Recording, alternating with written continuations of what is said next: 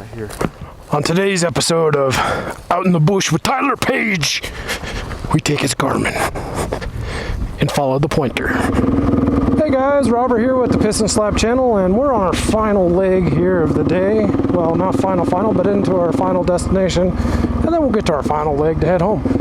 We're heading to Smith Mountain and maybe Black Lake, I don't know, depends. But just in case, I want to go back over this because I'm not sure if my camera was rolling.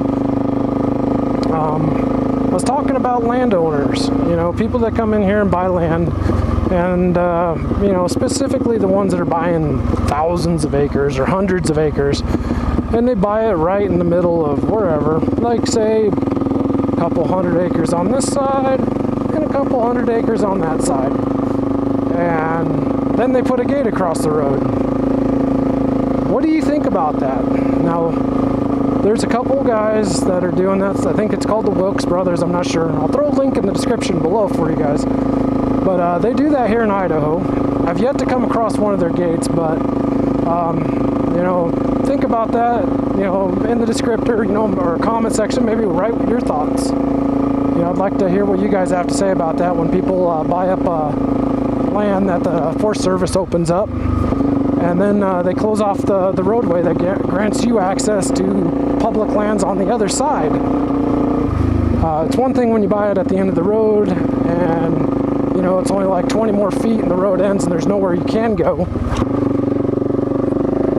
and then you turn around and put a gate across. But it's another thing when you do it and there's still like 30 more miles of road and public land on the other side, so you're actually denying that public access to people and individuals that are out here to enjoy the backcountry. This is some NAR for a Forest Service road.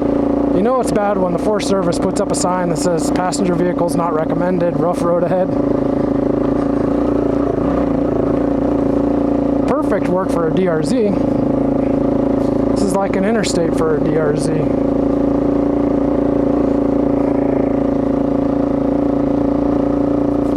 But back to what I was talking about with guys doing stuff like that. I've never come across their road. I might have said that already, but yeah, I've never come across one of their gates where they're blocking out the roads that where I wanna ride. But you know, you see, I see it every once in a while pop up in the Facebook feeds and on Instagram, and these guys are talking about how, oh yeah, just hook a winch to it, rip it down, that'll fix that. And my thought on that is, you know, why would you stoop to their level to rip the gates down? Because then you're giving them the authority and the power to pursue legal repercussions against all of us. It's like, see, I put a gate up and they come out here and rip it down and all that stuff. So it goes to show that they don't care, and further instilling of why they need to have those gates. My thought is on this is, if this road's already here and there's a map and it's got that road on there and it's got a number from the Forest Service, you can't own it. You can buy either side of it and there should be an easement for it, but you can't own the road. The road belongs to the government, and you know stipulations on that, whether to maintain it or not. Obviously they're not going to come up here in the winter time and clear these roads because, well, no one lives here.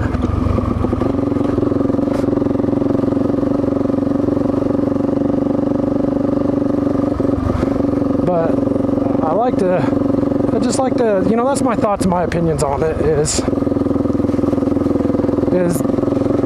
they should, you know, make it so people can't just close off the road because they own both sides. Look at that view. My goodness, we're up around 7,000 foot, I believe now. And we're heading to that lookout way up there at the top of the mountain right here in front of us. Maybe. Road conditions permitting, but yeah, just beautiful, man. Rolling green hills. The Payette National Forest down below us. Yeah, it'll be interesting what we come across. just see. You can see for miles, man.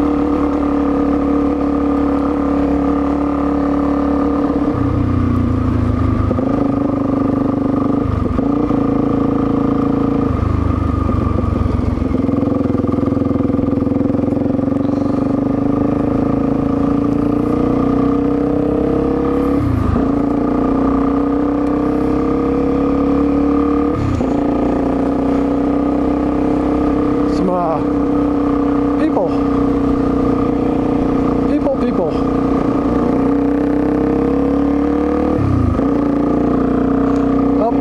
Up and away.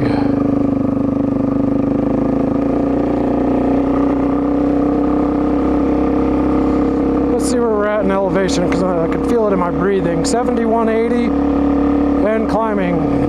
7190. 7200.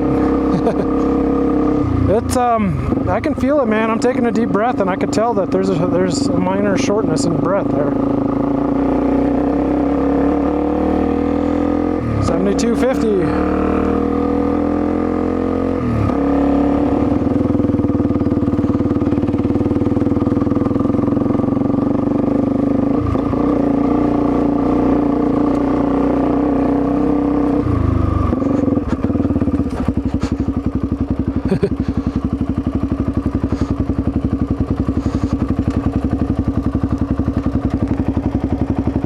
7,500. Well, we couldn't make it all the way to the lookout. I tried walking up there, but the walk up there was, I mean, I went about 200 feet up in elevation, and my moto boots are just digging into where it felt like it was just slicing my ankles. So I just said, heck with it. I don't want to damage my ankles. I got to go to work tomorrow. Well, guys, it's been a real good time today. I'm wore out. I really am. I'm just like on cruise control, trying to get back to the truck. We opted to not take the alternate route today, so just because of how late in the day it is Father's Day, so we still want to get back in time to spend a few hours with our families. Tyler and I myself are dads, so I want to get home and have some of that Father's time. And I gotta call my old man, tell him Happy Father's Day.